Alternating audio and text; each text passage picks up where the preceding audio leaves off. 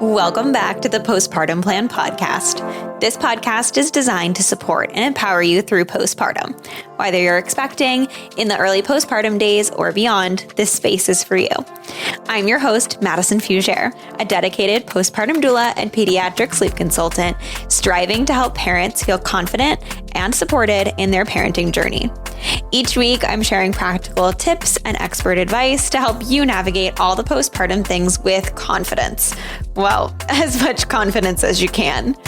Let's embark on this journey together, making your parenthood as serene and supportive as possible.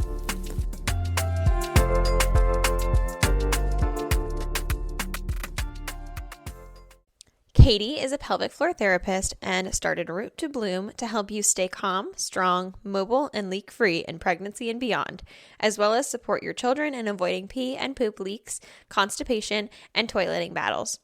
Root to Bloom offers one-on-one pelvic floor therapy for pregnancy, pain, bowel, and bladder symptoms in pregnancy and beyond, birth preparation, fourth trimester planning and recovery, and building strength for physical demands of parenthood. Katie is also a yoga instructor and teaches prenatal, postpartum, infant, toddler, and preschool yoga. I'm so excited. I have Katie with me today, and we are going to dive into all of the things with the yogas and the exercising and the reframing of the mind of all the things that you can do with your body postpartum to start moving and feeling good. So thank you for joining me, Katie. Yeah, thanks for having me. Before we kind of dive into it, I'm going to have your obviously introduction will go before this. But do you want to tell everybody a little bit more about you and like kind of how you got into the world that you're in now? And then we'll kind of jump into the topic. Yeah, so I have a practice that is pelvic PT and yoga. I started out as an orthopedic PT and had always been interested in the perinatal space and the pelvic health space. And it was a gradual evolution over several years to fully stepping into that a couple of years ago. I've also taught yoga for as long as I've been a PT. And when I got pregnant, I thought, oh, let me do a prenatal yoga teacher training, like very self-serving, like let me learn this for myself. I started teaching prenatal yoga.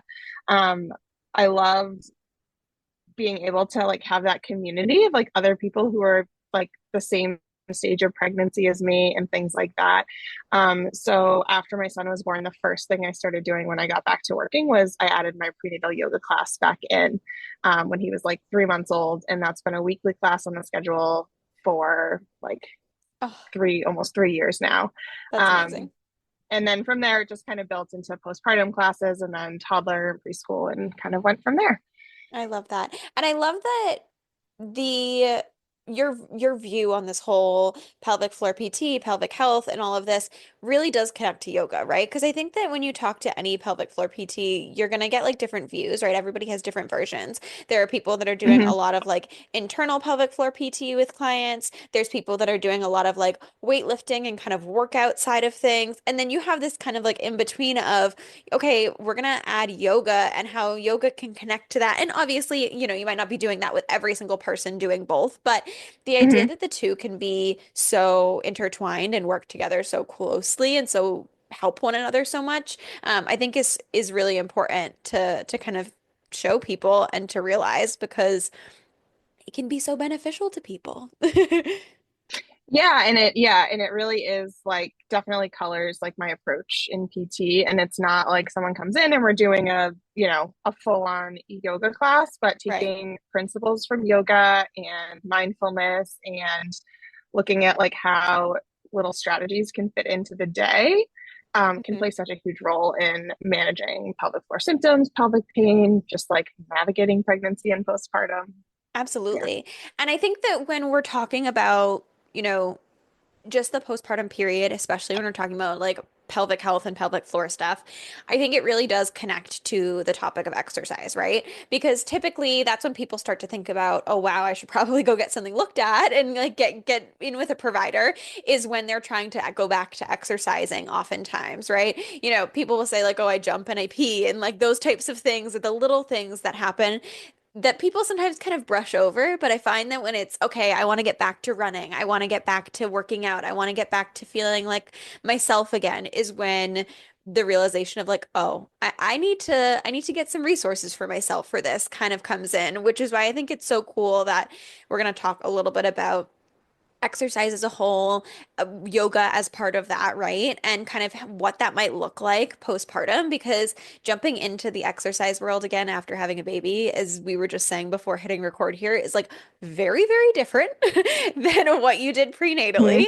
Mhm. Yep. Absolutely. So now you see people coming in postpartum, right? And they're wanting to go back to Mhm. exercising. What types of things are the first things that you're saying to those types of people or having them work on?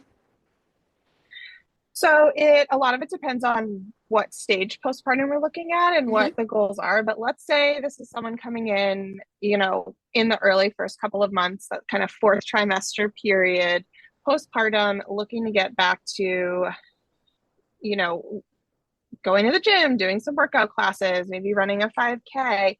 The foundation for all of that is breathing. So, breathing is going to impact our pelvic floor function, our core function, our nervous system, all things that are really important for that foundation of exercise. So, that's always the first piece that we're going to work on. And then from there, it's kind of building onto core strengthening, hip strengthening, a little bit different for every individual, but that again, the nervous system and like breathing foundation is the absolute number one for any stage. So if someone comes in and they're 9 months postpartum or 5 years postpartum and they're wanting to get back into exercise, like that's going to be the place we start.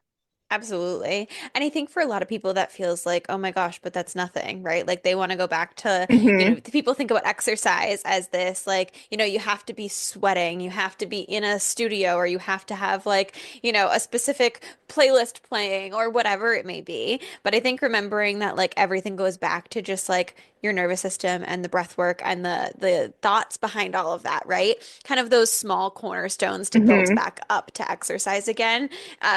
Is something that's like super important for people to remember, especially those people that are like big exercise people, right? Postpartum, it Mm-hmm. can be like, hang on, what are you talking about? I'm just doing this. Or what do you mean I have to wait 6 weeks before I work out?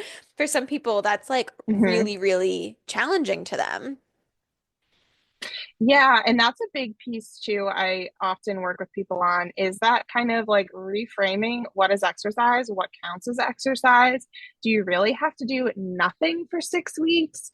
Or is it Right. really just like 2 weeks postpartum is not the time to go like out for a run? Um, but but that doesn't mean that you can't be doing breath work and some, gentle yoga cat cows and seated hip stretches and kneeling hip stretches and things like that in that early postpartum phase, those first few weeks where you're still moving your body. And that might not be like what you would consider exercise if you're someone who's used to going to the gym 4 times a week for half an hour or an Right. hour. But it is a way that you're moving your body and you're starting to build that foundation for being able to get back to exercise because you can't just one day suddenly go run a 5K again. So much of your body Absolutely. has changed in that time period.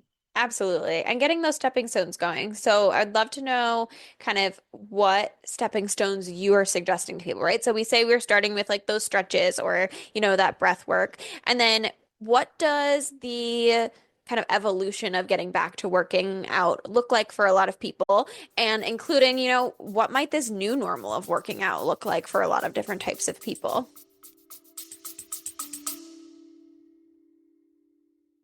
Hey guys, it's Madison. Yeah, I'm here interrupting myself, but I wanted to take a minute to talk about something that can feel so overwhelming as a parent, sleep.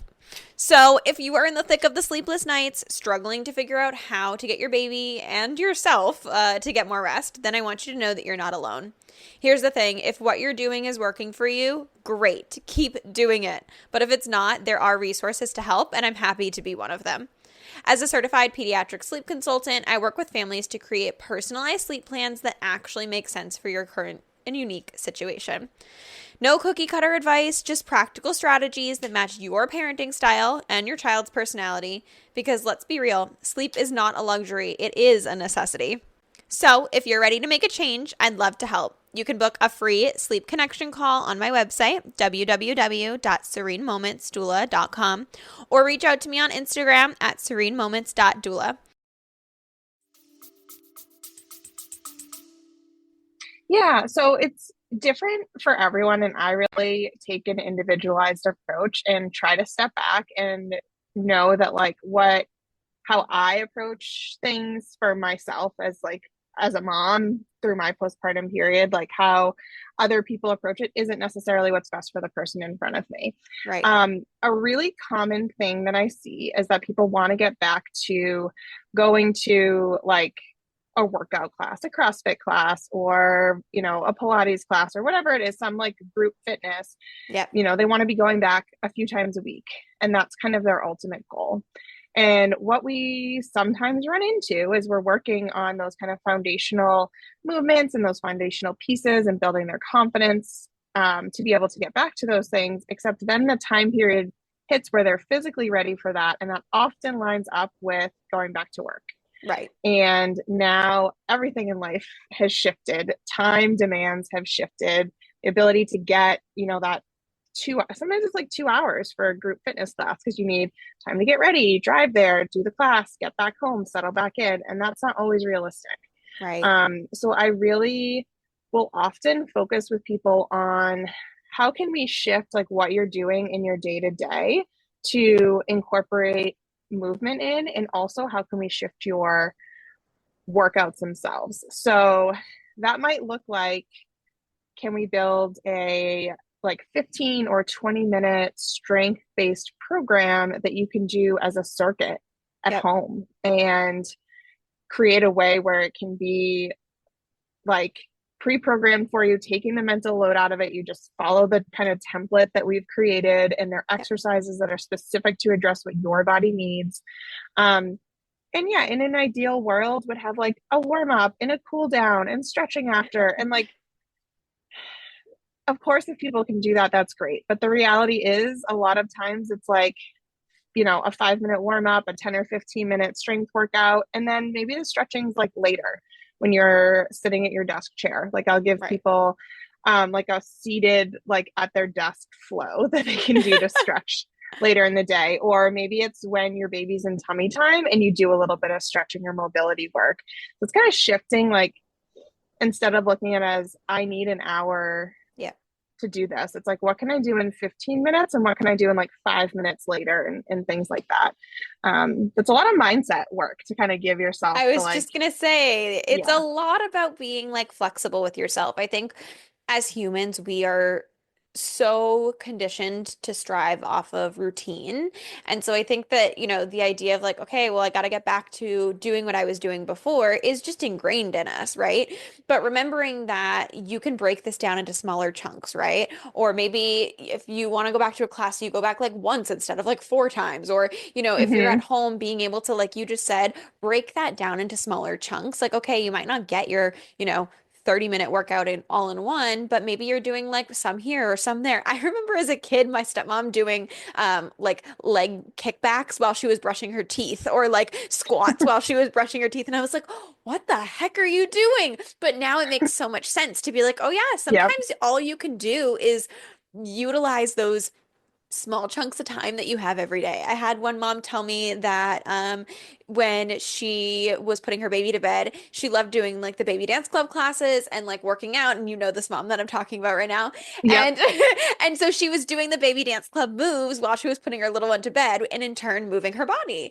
And I think that Yep. it's so cool to see people utilize these small chunks of time in beneficial ways that I think previous to having kiddos, especially if you have more of a time abundance, you don't realize that you need to utilize those times. So like you're being so much more Mm-hmm. productive with your time when you're utilizing these small chunks here and there, even though it may not Yep. feel, oh my gosh, I accomplished this big thing at the end of that one, span of Yep. time. I find too, sometimes if you really dig into it, it's like, oh, well, I used to work out for like an hour a day, so that's what I need to do again. But when you really dig into it, like you're working out for like 30 minutes of that hour. Yeah. But you're going to the gym and you're like settling in and you're changing your podcast, whatever, versus like when I create programs, I often use a timer for people. So you're not counting reps.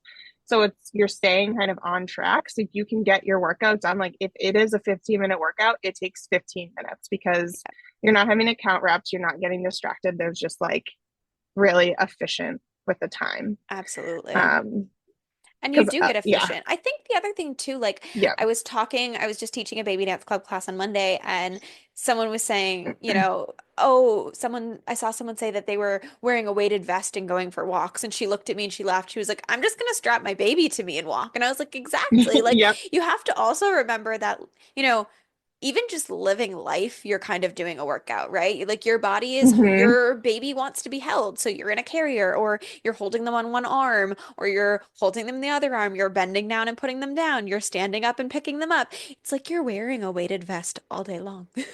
So it really Yes. is working different muscles that you probably weren't working before and don't even realize that you're working because as they grow, you're just learning to hold more weight, right? Yep. And that's a big piece. When whether it's teaching like a postpartum yoga class or when I'm working one-on-one with someone, we are like the movements that we're doing are basically all those like foundational, like hinging your hips that you do 1,000 times a day to pick up Yes. groceries, laundry baskets, your baby again, your baby again, doing squats, getting in and out of a chair, like with squatting, um, reaching up overhead to lift your baby up, all of those kind of things. Like those are the foundational movements that translate into everything that we're doing. Because sometimes people will get in their minds like, oh, I'm going to wait to until I can get a regular exercise routine. Like I'm going to wait until I can go to the gym every day at 6 a.m. or I'm going to Right. wait until daycare starts and I have an extra like half hour at the end of the day, or I'm going to wait until this or that. And the Yeah. truth is, there's never a perfect time. Right. Um, and if you start when your baby's little, even with just like foundational body weight or body weight plus baby weight movements, you are building strength as they grow. And you're doing it in a way where the ways that you're picking them up, the ways that you're lifting them are supportive for your body, and that's giving you that foundation for when you can get back to doing a workout every day at 6 a.m. or whatever it is that you want to do, but you've done all these little things to support yourself along the way. It really is. It's getting yourself in the mindset of reframing, like wholeheartedly just reframing it, right? And like you just Hmm. said, even if it's just like your own body weight or baby's weight, you're still moving, right? And I think that we think of Yep. exercise, like we said, like I said earlier, is like having to be like sweaty, moving, like, something very rigid. Whereas realistically, moving your body is also like a really big part of exercise. And I know that a lot of yoga has an emphasis on, like we talked about the breath work, but also like that movement aspect of things. Are Yep. there specific like exercises? I know obviously it's like depends person to person, but specific like exercises or things like that that you could suggest to people listening now that might help them to kind of, reframe their mind, think about things differently, maybe stuff they're already doing daily that is actually quote unquote an exercise or working out. I think in terms of like little ways to kind of like sneak things in, one that I really like is, if once or twice throughout the day when you're getting up out of a chair, if you're not in a rush, like slowly sitting back down into the chair and then standing up again and doing that like 10 times. So that slow lowering is a lot of strengthening for the hips and the legs. And when you're getting that repetition, you're getting a little bit of endurance. And if you have your baby, you're doing it with a little bit of weight. And that's just a way to sneak in. Like essentially, if you do that once or twice a day, like you're sneaking in some squats and you're getting Yeah. that like movement that you're already doing and you're just like adding on a little bit more to it. Um, the other one I really like for that early post, pre like going back to work phase when people are often like, oh, we're like hanging out during the day and the baby's in tummy time is as mom, like, or any parent, get down in tummy time too. Have your forearms down on the ground and really like lifting up the chest and getting that like arch through the upper back. You're getting a little bit of strengthening through the upper back. You're opening up the chest, which is like hours hunched over your baby, Oh holding your yeah. baby. Like you need that chest opener. That like dual tummy time for everyone, I think is like a game changing move just in terms of how you feel. And And babies usually love like the it. babies think it's funny. Yes. Yeah, I was just gonna say Yes. babies Or love it. Or like I think about even when you say that you're teaching like the like mommy and me yoga classes or whatever, like those can be really great too. Like babies are like people don't know what to do with babies.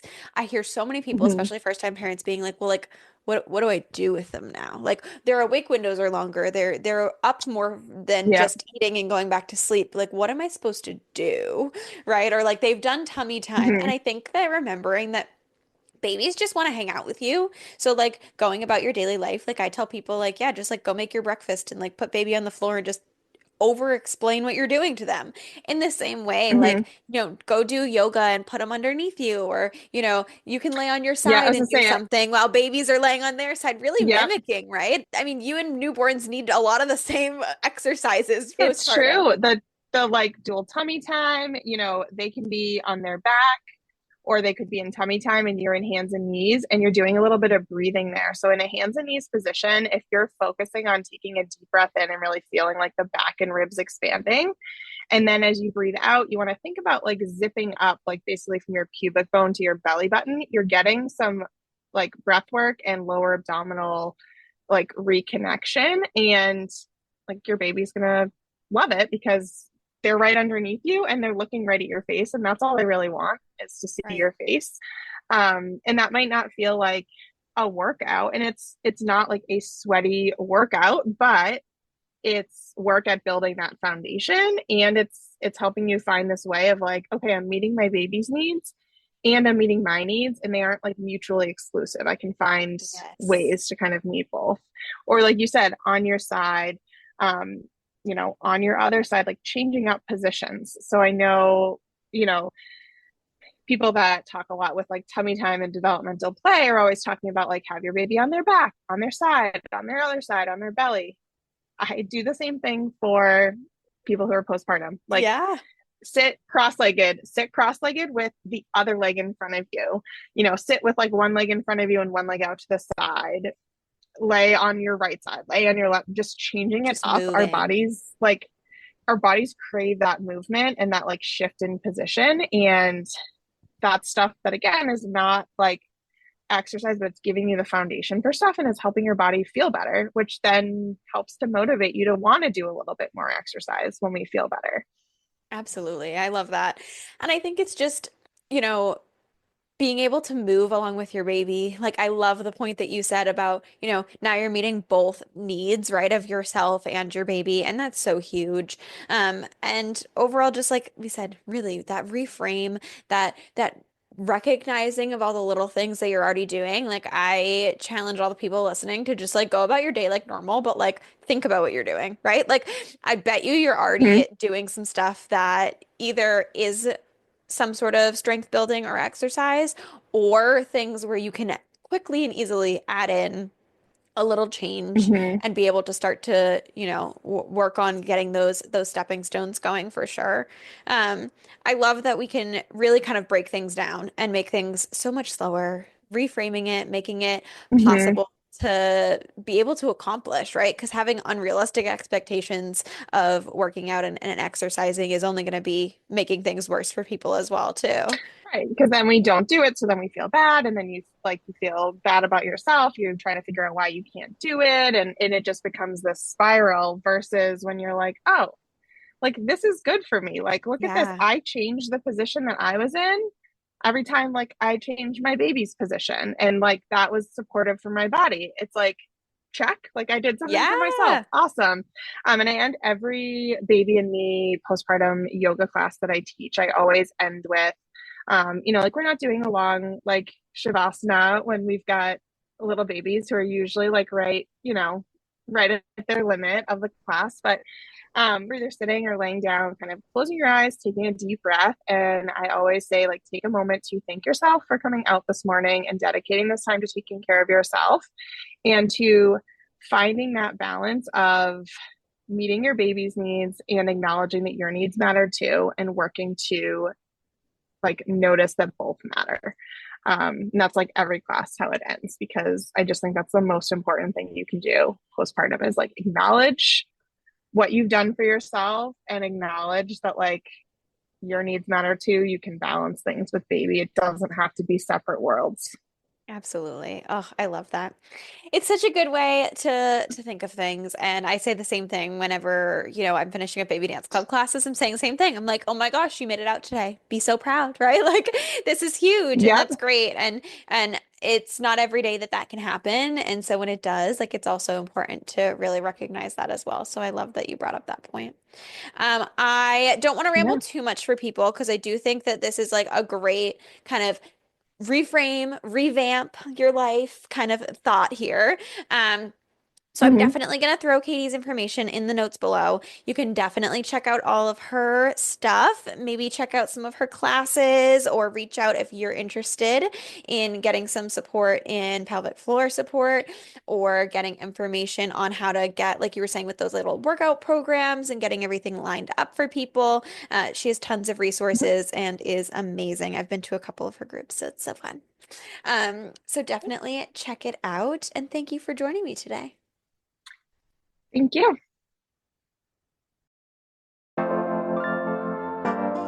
Thank you so much for tuning into the Postpartum Plan podcast.